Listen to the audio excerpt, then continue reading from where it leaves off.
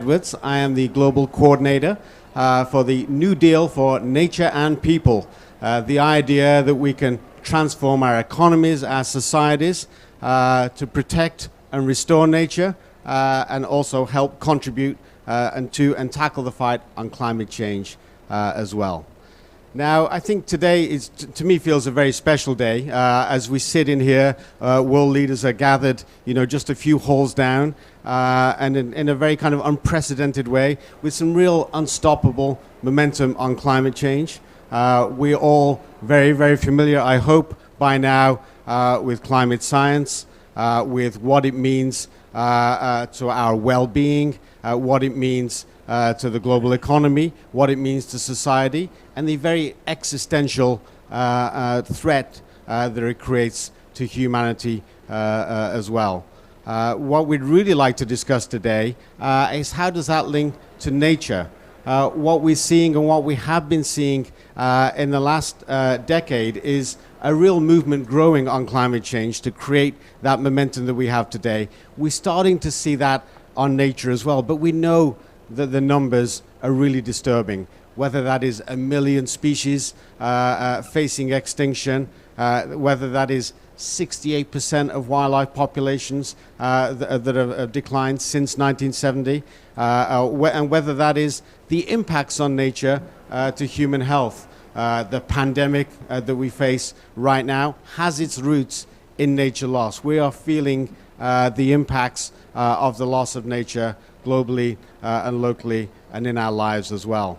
I think as we again draw lessons from the climate movement, the faith movement has been there and raising its voice for many years now, and that is really encouraging. These issues can no longer be technical issues or environmental issues. They have to be embraced by the whole of society. And the faith movement has been on the leading edge of raising that voice. And increasingly we're seeing a strong and distinct voice for nature as well, which is really the theme of today's discussion. In fact, just a few weeks ago in Marseille at the World Conservation Congress, we saw more than 100 organizations sign on to a call to action with a very simple idea at the center of it. The idea that the world should become nature positive. There should be more nature in the world in the next decade than there is at the start of this decade. And that is an idea. Who could disagree with that idea? But of course the metrics are going in the wrong direction now. But the good news is that youth organizations have signed that call, and ever more of the youth organizations are, women's organizations, humanitarian development organizations, arts collectives, the list goes on. So that mainstreaming and that kind of whole of society idea is really starting to take hold. And it's with that that I'm personally very, very encouraged. What we're going to talk about today is the role of the faith community. We've got some incredible speakers lined up here to bring different perspectives. We're going to explore the theological and philosophical basis of the crisis that we are in. We're going to talk about the reorientation that humanity needs to be able to face this crisis. It's not just a technical crisis, it's a human crisis, and there's also a spiritual crisis at the heart of it as well. And we're also going to explore a little bit how faith leaders are increasingly becoming advocates and leaders to help put us on a different path, one where we actually find that we can live in harmony with nature and not in competition with nature. Now, COP26 is very important here, but it is not the only big multilateral agreement that can help us get us out of this mess. We have big expectations for COP26, as we should, and for the climate and the UN Framework Convention on Climate Change. But equally important is the Convention on Biological Diversity as well. It will come together with governments next April, May. It will put together an action plan for the next 8 to 10 years for nature, given the fact that when we talk about climate change, about 1/3 of the effort that is needed on climate change is not through renewable energy and decarbonization or electric vehicles. They are essential and important, but it is through nature. And the nature agenda has been a little bit left behind. It needs to accelerate. So a really strong outcome in coming next year could help us chart a different course for nature to both contribute to helping tackle climate change and fight climate change, but also for nature and the services it gives to people, and also for the intrinsic right of nature to exist, to thrive, to survive as well. So that's a lot of ground to cover in the minutes remaining. So with that introduction, I'm going to introduce the speakers just one by one and call a question on each, and we'll run down the line. Then we're going to have a couple more questions for discussion and invite a couple of questions from the audience as well. We do have a live audience in the camera over here, so please, speakers, say hi to them when we're speaking as well. It's been live streamed around the world and it's been well promoted. And with that, I'd first like to introduce our first speaker, which is Karina Gore, on the end here. You are the founder and director of the Center for Earth Ethics in New York City. And as your center approaches this work with a focus on ethics, how can we understand or explain the climate and biodiversity crisis through the lens of ethics? Please, 4 minutes of thinking on this, and a microphone will appear. Thank you. Hello. Thank you so much. Thank you to the conveners and hosts of this wonderful event, and I appreciate very much and am honored to be a part of it. Yes, ethics it's really the discernment of right and wrong and the implications for human behavior, individually and collectively. And so often when we're discussing these issues, sometimes our language and our way of talking reinforces the idea that human beings and nature are separate. And of course, that is an illusion. And the climate crisis is part of waking up to that illusion. And ethics is really about the relationship between human beings and the rest of the natural world when we're talking about biodiversity and climate.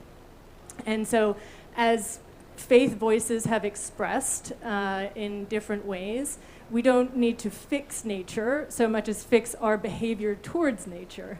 And I think, to keep it brief, that faith communities have a lot to offer here. Over roughly 80% of the world has some sense of religious belonging in which they find a way to perceive and discern moral obligation. And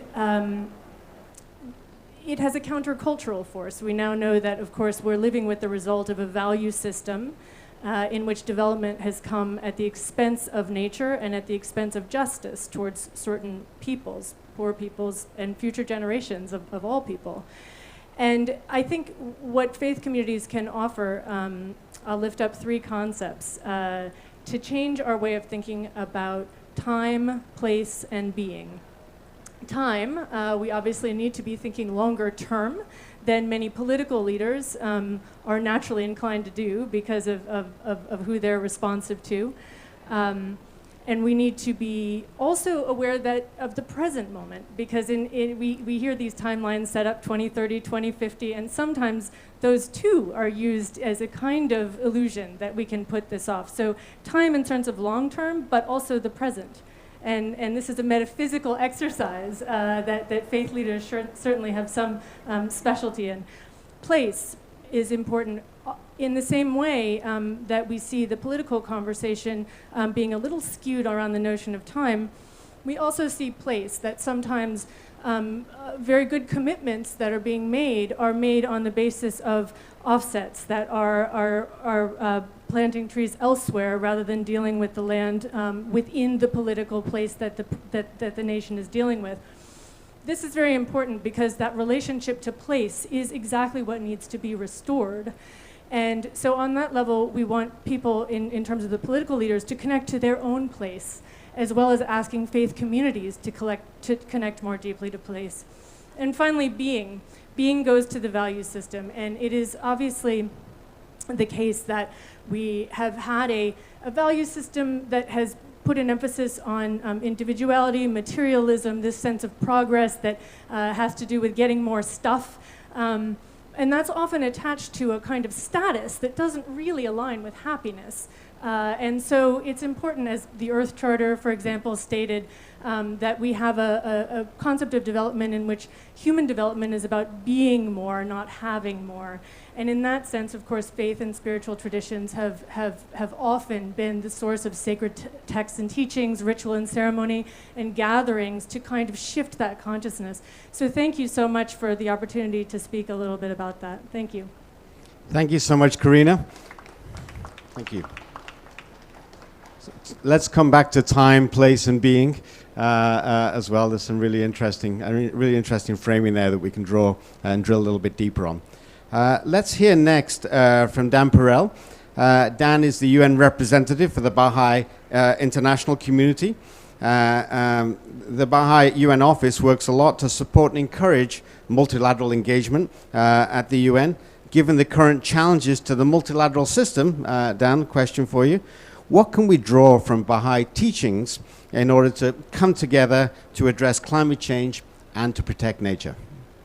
Wonderful. Thank you so much, Gavin, and thank you to those here and joining from afar. It's really a pleasure to be having this conversation. I think there are three, I'll build off what Karina said, with three elements. I think that number is very helpful, that maybe I wish to try and contribute. The first is the concept of unity and diversity. Now, we've all heard the phrase, but actually determining what it means in a multilateral context may be a bit more complicated. The second is settled consensus. So moving beyond mere consensus to actually settling it to change our behavior. And then the third is a learning approach. So firstly, on unity and diversity, we treat diversity in the multilateral space often as a source of competition. So if country X is doing one thing, country Y tries to one-up or undermine what they're doing because there's this fixed pie mentality. But if we see diversity as a source of strength and see in the success of another country or another peoples as a victory for ourselves as well, then I think that would be a great advancement. And what this means in the area of the natural world is actually different to what it means in the area of climate change. So climate change is shared all over the world. Emissions in one place directly affect the climate in another, whereas nature often is more isolated. It requires diverse local efforts with a unified ultimate objective of saving species and the like. But because species are so geographically local, there may be diverse approaches necessary. And that should actually be embraced rather than undermined. The second is this idea of settled consensus. And I think religion here has a lot to offer because any adherent to a religious belief has achieved some degree of consensus with other adherents of that religious belief. Now, how that is applied in their day-to-day life may vary. But once it is settled consensus, like we all agree that if I took my phone and dropped it, it would be a bad thing, so I won't do that. So when we settle a consensus about climate change or about the value of nature, it affects our behavior. I won't drop my phone. I also will be more conscientious about what I choose to eat. And the third is about a learning approach. We do not have the answers that are the final answers. We have many approaches. We have a long menu of great ideas, and I think we require the will and the capacity to choose them. And I think that's what we're calling on world leaders to do these 2 weeks. But to say that we know for sure what the solutions are would be actually to limit our horizon. And so if we approach this in a learning process, one where we experiment with something, revisit it a few years on, and try to actually treat it not as a failed experiment, but as something to learn from, that is mimicking, in fact, the scientific process, where 99% of the efforts perhaps result in failure, in quotes, but actually from that 1% and even from the mistakes, we can learn so much. So if we treat this as a learning process, I think we will create tremendous advancement. And this is what we try to do in the Baha'i community and try to bring to the international sphere to the best of our ability. Thanks. Great. Thanks so much, Dan. So next we're going to hear from Sister Jayanti. I hope I have the pronunciation exactly correct. Perfect. Good. UN representative for the Brahma Kumaris. You're well known internationally for your leadership and work on inner change and consciousness. So the question is, what shifts are you seeing and what more needs to happen for humanity to develop a different kind of relationship, a more balanced relationship with the earth? Thank you, and thank you not just for the question, but for the opportunity of being here. So thanks to WWF and the organizers of this event. And over the last couple of years, what we've seen is that there has been a shift of consciousness generally because of the pandemic. And I'm seeing that more people are turning inwards. The two most Googled words were prayer and God in the last 18 months.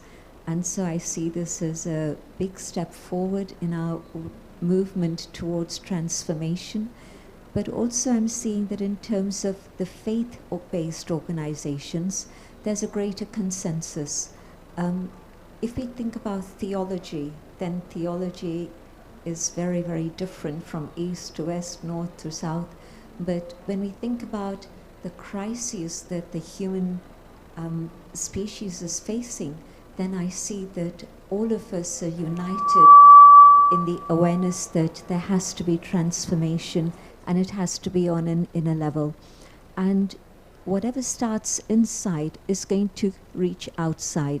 And so I'm seeing that that shift has also been happening over the last few years.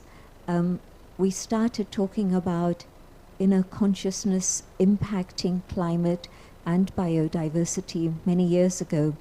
But it was a few years ago that UNESCO actually had as its banner, changing minds, not climate. So I was very pleased that that concept had reached places like UNESCO, but also other people too. And I know that a big subject is the whole thing about the commercial world, consumption and all of these things, but there has to be a way to find that inner contentment which comes through spiritual values. And when there is that experience of inner contentment, then we're able to simplify our lifestyle. We're able to make the right choices in terms of not just our own physical comforts, but what it is that's good for the whole of the planet and biodiversity. Spirituality also offers this awareness that all life is sacred. And when we have that awareness of not just peace in my own mind, but peace with others, human beings, but also peace with all forms of nature, all forms of living creatures and the very elements themselves. So with this consciousness, I know that there can be a transformation so that we come together and work together for the greater good, for not just our own survival, but also something for the whole world, including the planet. Thank you. Great, thanks very much. Yeah, we often talk about living in harmony with nature, but I think you put it much more eloquently than perhaps I've stated it myself in the past. Let's move on now to Gopal Patel. Gopal works with the Hindu communities through his organization Bhumi Global, which he is the co-founder and director of. He's also a good friend and ally of WWF and helps us bridge to much of the faith community as well. So thanks so much for that, Gopal, and for helping organize today's discussion. My question is, what are you hearing from Hindus in relation to climate and biodiversity? Thank you, Gavin. It's a pleasure to be here. Thank you to the New Deal team and also to the Beliefs and Values program at WWF for having us. It's a good question, and it's an important question, and it's something that actually our organization set out to find out earlier this year by conducting the first ever global survey on Hindu views on the environment. That data, that information just had never been gathered before. And we got about over 500 responses in our survey. And what we found, the top 4 concerns for Hindus globally were water pollution, deforestation, biodiversity loss, and then climate change. And I found that quite interesting because climate change gets all the air in many ways. And the fact that the global Hindu community in our survey put it 4th after biodiversity really made us sit up at our organization and think, oh, this is interesting. Why is that? And I've been thinking about that quite a bit. And I think one reason is that I think we as the faith community, broadly speaking, have been able to get behind the climate agenda in many ways because it's framed as an anthropocentric issue. It's framed around saving humanity, which it rightly is. But in the Hindu world, and I would say in other Eastern traditions and and Deborah could maybe speak to this, is that the concept of the sacred in nature is so profound and so much a focus. The concept of sacred rivers, of sacred trees, of sacred mountains, that these are all persons, personalities, divine beings, that they are worshipped and have a right to life, just as humans have a right to life. Because that is such a focus in Hindu thought and Hindu identity, it made me realize it's not a surprise that biodiversity is more of a concern than climate change in the Hindu community. Because we're not just concerned about the survival of the human race, but we're concerned about the survival of the mountains and the cows and the fish and the trees. And so I think as we work in a multi-faith context around the climate issue, engaging in the biodiversity concerns is, I think in some ways, for some traditions, an easy journey, theologically, philosophically. I think for some it's a bit more of a stretch. But I think it's something that we have to do, because the focus on climate and not speaking about the biodiversity issue means that we're, as you said, cutting out 30% of the conversation or 30% of the solution. So I was really happy to see that the Hindu community is stepping up in that way and really putting biodiversity as its focus above climate change, because I think that's desperately needed. Yeah, great. Thank you, Gopal. And last, we're going to hear from Deborah Boudreau, who's the Executive Vice President of the Buddhist Tsuji Foundation. Your organization is engaged at the grassroots level, but also at the UN level as well, advocating for action on climate and on nature. So my question is, what from your Buddhist teachings can help us understand our current moment that we're in relation to climate and to nature? Please, Deborah. Thank you, Calvin. Thank you, everyone. Good morning, good afternoon, good evening, wherever you are. And thank you, Karina, and all of my panelists. There's a story I want to share. 2014, when we in Peru, in a small compound, we are just talking about, sooner or later, we're going to face the climate change. That time, we have a statement say, no killing. When we say no killing, we have a lot of resistance. They say, what do you mean by no killing? Then we started to think about what will be the right terminology. So we come out to ethical eating. Then from ethical eating, people started debating, what is ethical eating? Then we have to change plant-based diet. Now people started to thinking and kicking. For Buddhists, today, we wear the mask.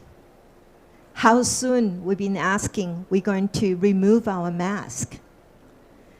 Buddha's practice, we look people, all the things happen right now, from greed, anger, frustration, negligence, and attachment to desire. The attachment desired leading to today the turmoil about the whole society, the whole Mother Earth. What we see right now, like we learn from the time, we learn from the lesson, we learn from the unity, but really people change, behavior change is coming from your daily practice. The practice started from food, clothing materials, housing, transportation. This is such a simple methodology, but all the time we pretend we know. So how we going to look into ourselves to become a good global citizens? For Buddha's teachings, we respect everyone. We mindfulness to practice to our daily life. We contribute to the climate change. Number one, we bring our own drinking cup. And this is another successful story. When I was in Germany to raise the voices, say, why COP, UNCCC events, we use styrofoam cup. But I have to salute, we changed. Today, we use recycling cup, we give recycling bottle. So the message is delivered. The implementation is really be mindfulness. Be mindfulness. And from be mindfulness, like Sister Jante say, if we all thinking at one, we move in one directions, united, we can make it happen. The crisis is here. The boat is fire. We need to find a destination to go. But the destination is beyond our imagination. However, you can control, you can manage. The harmony of the society is management by your two hands. Your two hands can make it happen.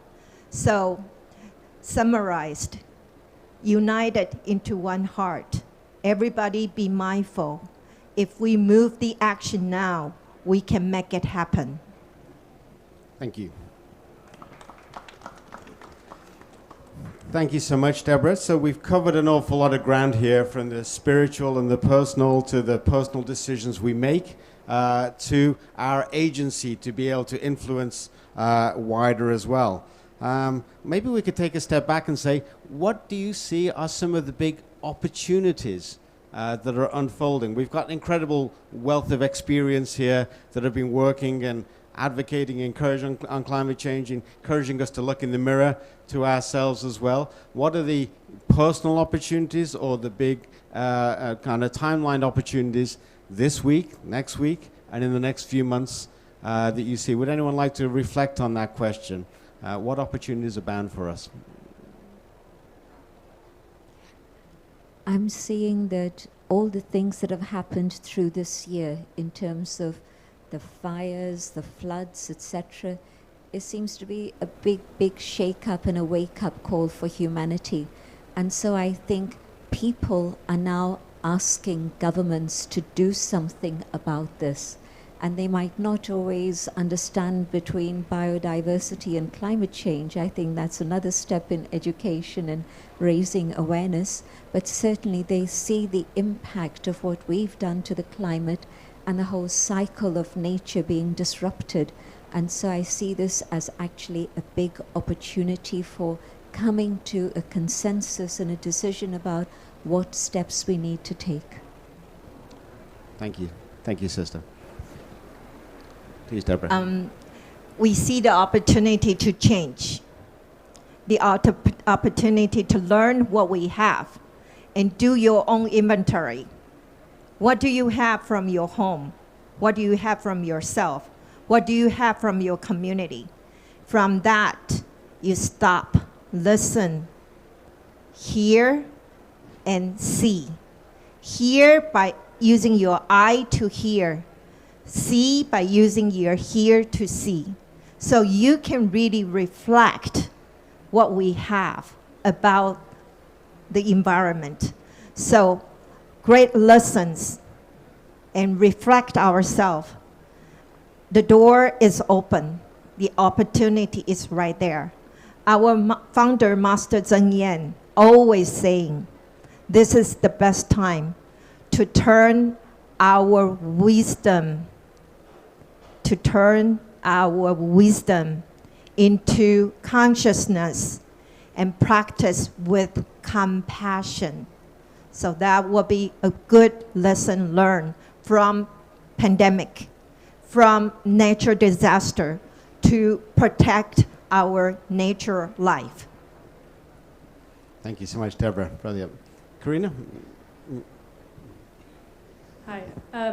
Well, there are many opportunities I wanted to highlight too. One is actually human health is so connected to the health of the planet.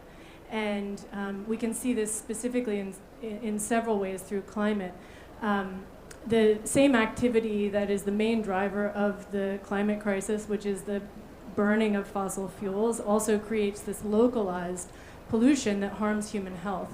And we've seen particularly, well, around the world, but speaking from my country, the United States, a pattern which involves racism and discrimination against people who live without monetary and political power and wealth, to put these toxic facilities in those communities.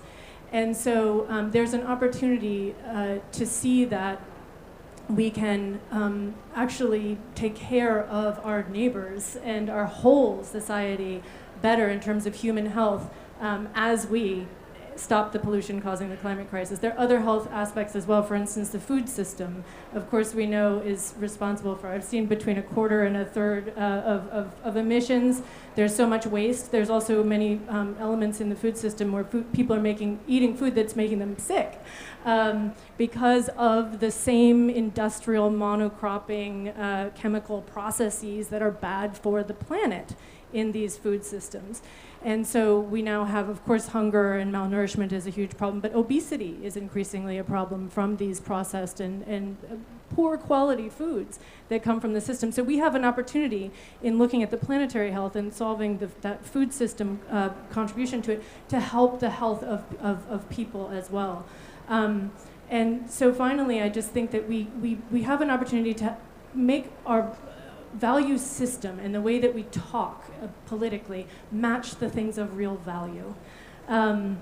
It is so common now to hear climate change talked about in terms of the money that it costs.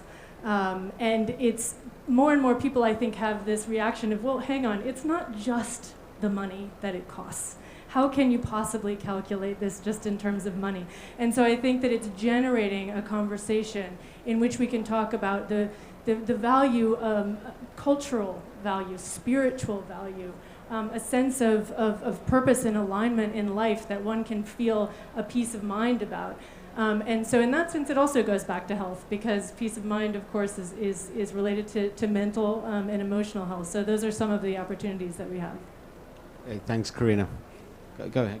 Yeah, just a plug, actually, for something that all of our organizations are working on at the moment is responding to the first draft of the Global Biodiversity Framework that the CBD have been working on for the past year or so.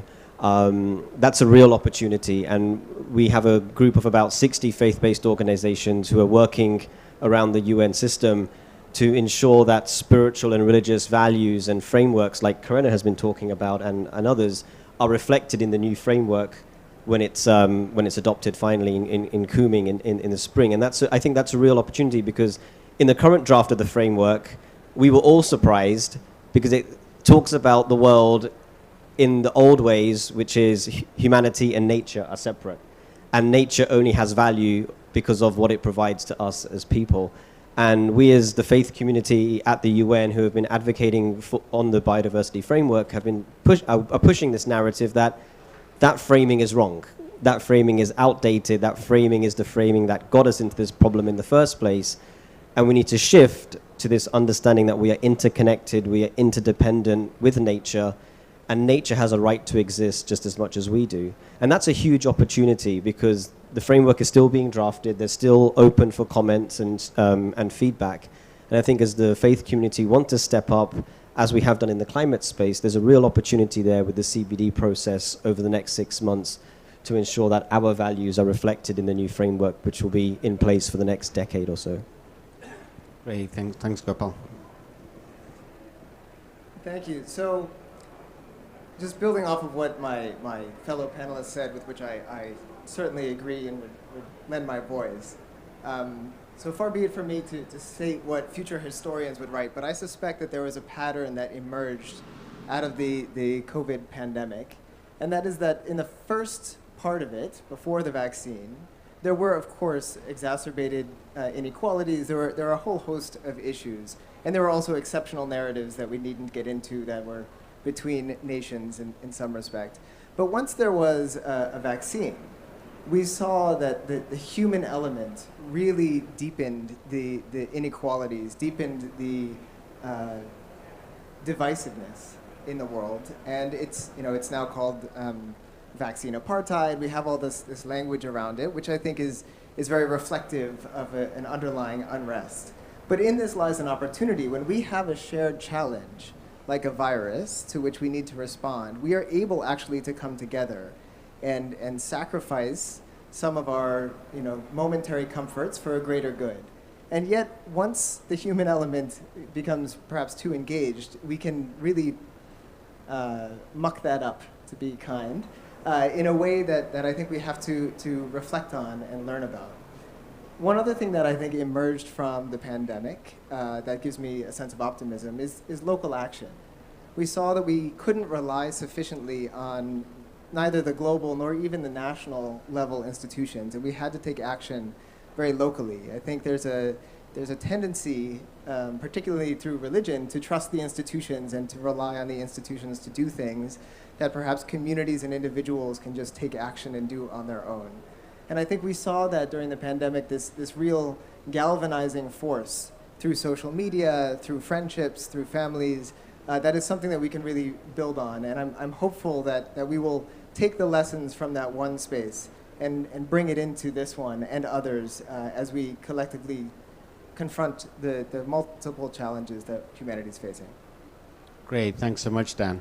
And just reflecting on many of the responses and your thoughts that you've shared, framing is coming up quite a lot. You mentioned earlier, Karina, 2030, 2050, these are very distant dates. I've always thought that the faith community has a lot of brilliant oration, a lot of hearts and minds touched, and there's something that the wider world can learn from that. Because at the end of the day, we have a persuasion challenge. That is our challenge ahead of us. So would anyone like to reflect a little bit on what we can all learn from your daily work and your daily life in your faiths? What lessons can we pull out to connect with people in a very different kind of a way so that we can persuade more quickly than perhaps we have been doing so far? Sister Jayanti, please. I think the word love has been overused, abused, misused. And I think within spiritual awareness, and every tradition has at its heart spirituality, so within that spiritual consciousness, there's a much, much bigger understanding of love. And I think this is something that can be shared in a very positive way with the world, especially to make real what is going on. And the whole subject of values, and love is one of those values, but if we touch human hearts, whether it's love or compassion, as Deborah said, or even respect, then as people become aware that these are the things which are very simple, things that we can do in a very practical way in our lives, and it'll make a big difference, not just to us, but to all living creatures and the globe, the whole world. But we've forgotten about this, and we've really made that word love into a very narrow definition. But to open it up and just feel the love that exists in our hearts already, but to extend it to many, many others and make it more inclusive to all the creatures of the world and the planet, all the elements, and the flowers and the trees and the mountains and the seas, it can make such a huge difference. Great, thank you. Dan, please go ahead. So Sister Jayanti spoke eloquently of love. I would like to speak, hopefully somewhat eloquently if I can, we'll find out, about sacrifice. I think sacrifice is often understood as really giving up something profound, and it's a burden. But in fact, the definition of sacrifice is giving up that which is lower for that which is higher. And if you think that way, whenever we go out to eat and we don't order off the dessert menu, perhaps we're giving up something lower, the dessert, for something higher, the salad. Because we know, in the long run, the salad is what makes us healthier and feel better. And it sounds funny, but right now, the lower nature of the human system is about acquisition of money, of power, of all these material things. But that which is higher is about social connection, about love. And the more we can give up that which is lower for that which is higher, in fact, the less it's sacrifice, and the more it's just joy. And I think as we're able to encounter that more and more and build on that from our faith perspective and our ethical perspective and our non-belief perspective, the more we can build on strengths of others and what is genuine and true to who we are. Thank you, Dan. Deborah, please. So we from love, from sacrifice, now is action. For Buddhists, we really would like to share with Sister Jante's message. If we can just eat 80% of your food every day, we can reserve 20%. Put those 20% into your food bank. Then those 20% food bank can help another population in need.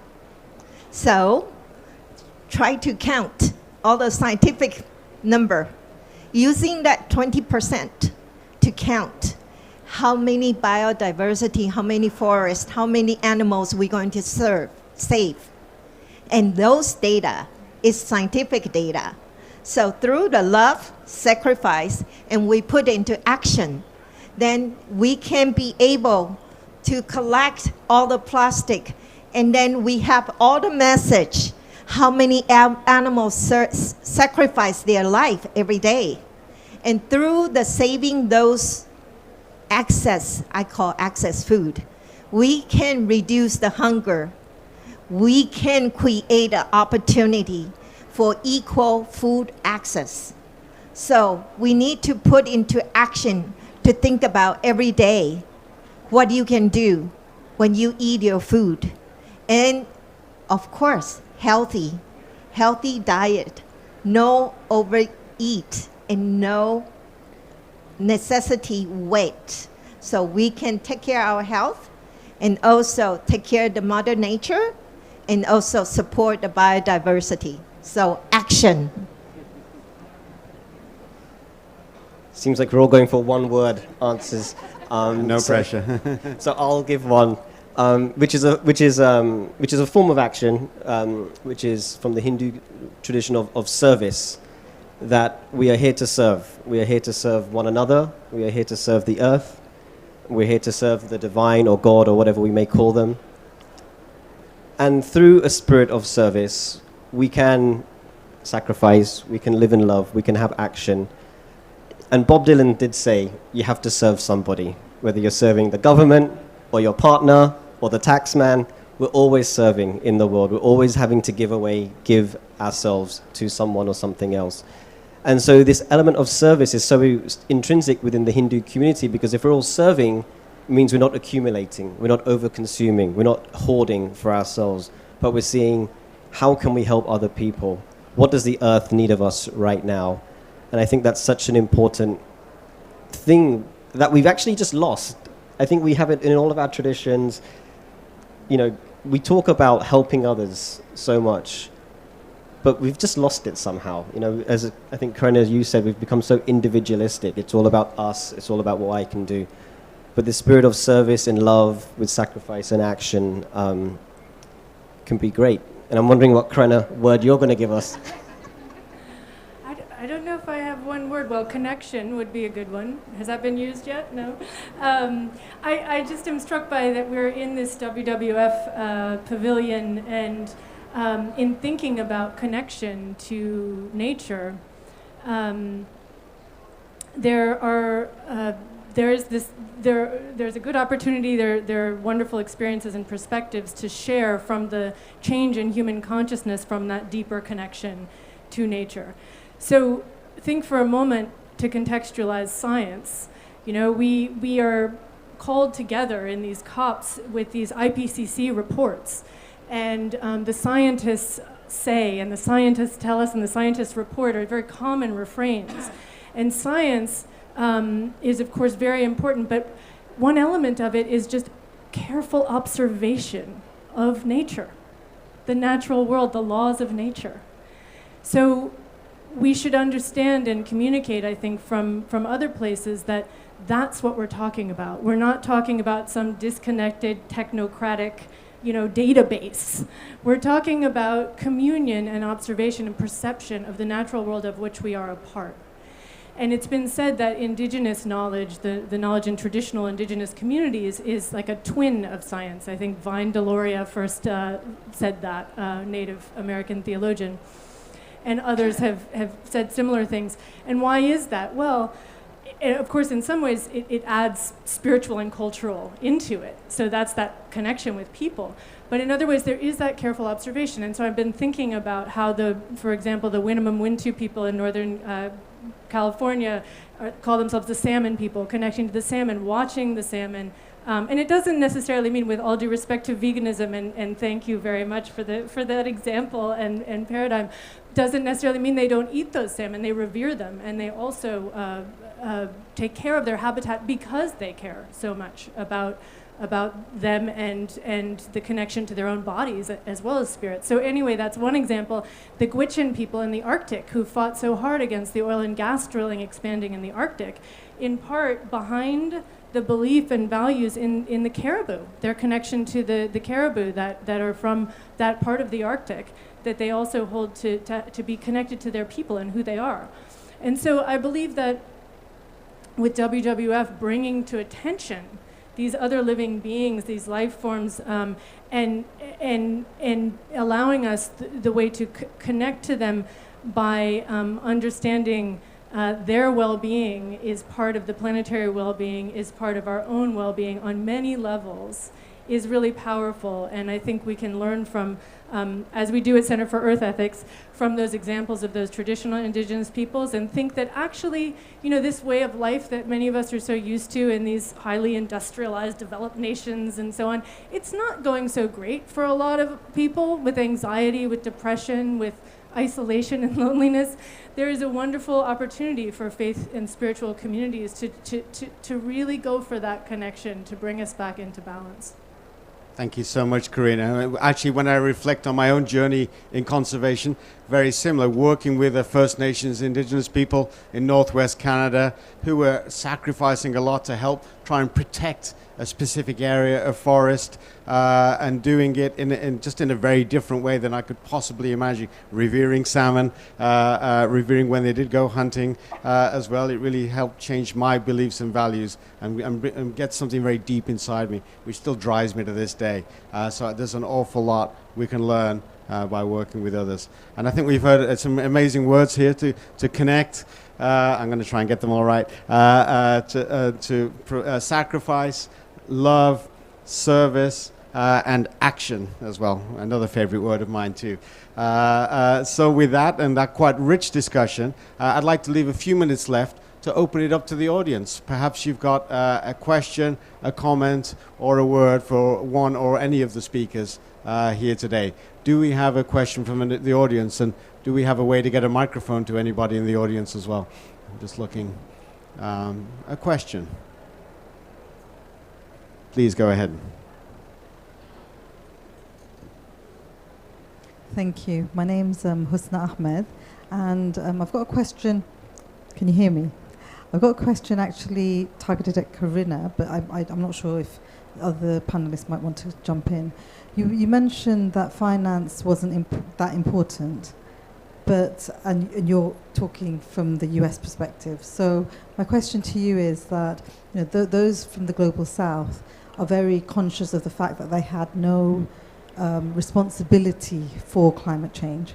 And so my question to you is that, in terms of the concept of loss and damage and polluter pays, how do you, from your Center for Ethics, how do you sort of reconcile, that it's not important, but these concepts? Thank you. That's a great question and a really important thing to point out. And let me. Well, first of all, I acknowledge that it's something that is a dimension of this conversation that I myself need to think more about. But I also want to clarify that I don't mean that finance isn't important, but I mean that a value system that confuses money with virtue or value is not a healthy one. But the finance aspects, and you mentioned loss and damage, and certainly from the developing world, and I believe we had a chance to meet, and I know you're from Bangladesh, correct? Yeah, such a powerful perspective that I believe from the Center for Earth Ethics and from an ethical analysis of this situation, it's absolutely imperative on those industrialized developed nations to be acknowledging and acting on the reality that they have contributed more to this problem that is affecting the entire world by giving money, and this should also certainly apply to private sector actors, to the financing of these countries to adapt and also to be able to put in place those renewable energy technologies and systems that we know we all need to switch to for the future. And so that is a very important ethical imperative and a part of the ethical analysis, and I believe is connected to biodiversity as well as climate, because all of these places include habitat. We have to remember it's human beings as well as these other living species that we're looking after. So thank you for the question. And please, somebody else respond. Any other responses? Dan, please go ahead. May I just add literally one other word, and that is justice. Nothing that is said here should be read as contrary to the principle of justice. I think all of us are not suggesting that, if only we just sacrificed more, you don't need that money. You can figure it out on your own. That's not how this is meant to work. It's about all of us as a collective trying to understand the challenges we have and find just solutions to get out of them. And if that is what directs us, then we may indeed find that more financing than we expected is actually required, and different types of financing is required. But it's not with the goal of writing a check. It's with the goal of finding justice. The check may just be one of many different tools to help us arrive there. Great, thank you. One more question. Thank you. David Coleman, Eco Congregation Scotland. In Scotland, it's arguably the birthplace of the Enlightenment, which means for the last 200 years or so, anyone who talks as if they can have a relationship with the earth or with fellow creatures is treated as infantile, stupid, and always to be looked down on. And so in my work, I've looked at the spiritual resources that we have in our own traditions. There are treasures there which are set aside. And how can we be more thoroughly, more with integrity, people of the traditions we are, without coming across the problem that assertive religions very frequently encounter, which is that they end up causing wars and causing more trouble in the first place? How do we, we saw it yesterday in George Square, that people can be fully people with their own tradition and yet bring that goodwill together. So we need to see the traditions as a resource for encountering crisis. But how do we keep an eye on that far side of it when we get too carried away and start killing each other? Great, thank you. Does anybody want to craft a response? Please go ahead. At the heart of every single tradition, or even no tradition, is the whole subject of spiritual values or human values or ethics, whatever terminology you choose to use. And it is this that binds us together as a civilization. And so how far to use the word civilization and civilized in today's world is a whole different topic. But the values are important. And so I think if we look at what unifies us and come back together to focus on those values, both personally as well as in our conversations, sometimes we're shy of using these words. And so if a few people start engaging others in conversations about this, I'm sure that it could spread further and further. And there would be no killing because we share the same foremost value of peace. Thank you, Sister Jayanti. Please, Deborah. From Buddhist perspective, we are looking to respect and gratefulness.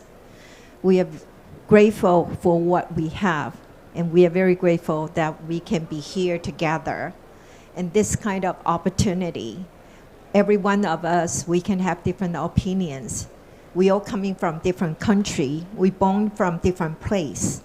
But through WWF, we have this connection because we respect each other's.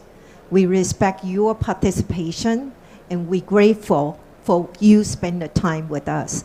So Buddhists, we practice mercy of God, the mercy of compassion, the respect, gratitude, and love. So it's not easy to build it up a harmonious society. It's not easy for us to face the loss and damage. And it's not easy for us to see the earth is suffering. But we respect each other. We find the common narrow path. And we heading to zero carbon tolerance. Then we support the survival for Mother Earth. So that's from respect and gratefulness. Thank you so much, Deborah. We'll take one last question at the back there, and I think we will have to wrap it up, unfortunately. Thank you. Thank you for doing this. My name's Chip Cummins. I'm with the American Renewable Energy Institute. And I wanted to, Corinna, you mentioned indigenous wisdom, and, I'm happy to say that I'm friends with the Bastida family, and today their young daughter, Xie, is going to be addressing the plenary and the world leaders. And so I think that your remarks are exactly right on the money in terms of recognizing indigenous wisdom as an essential part of the equation at this time, and that I wonder how, I would address it to the entire panel, how can we, as modern civilization, begin to understand that they are the last firewall with the remaining nature in terms of the reserves, the reservations, traditional territory, but perhaps most importantly, indigenous wisdom. And I'm talking about all the indigenous peoples of the planet. And I think it's, I'd love to hear your remarks. Thank you. Thank you so much, Chip, and thank you for your wonderful work with renewable energy and also for leadership in lifting up the indigenous values. 80% of the world's remaining biodiversity is in the hands of indigenous peoples. And so, as has been said, it's critical to work with and learn from indigenous peoples. I also think that as some indigenous elders have said, and this is a very important part of the wisdom, is for all of us, we are all indigenous to the earth. And we all have within us that ability to connect to roots. The previous questioner had mentioned Scotland, and on both sides of my family, my mother and my father, and I'm honored my father is here, have Scottish ancestry. And it's the first time I've been to Scotland.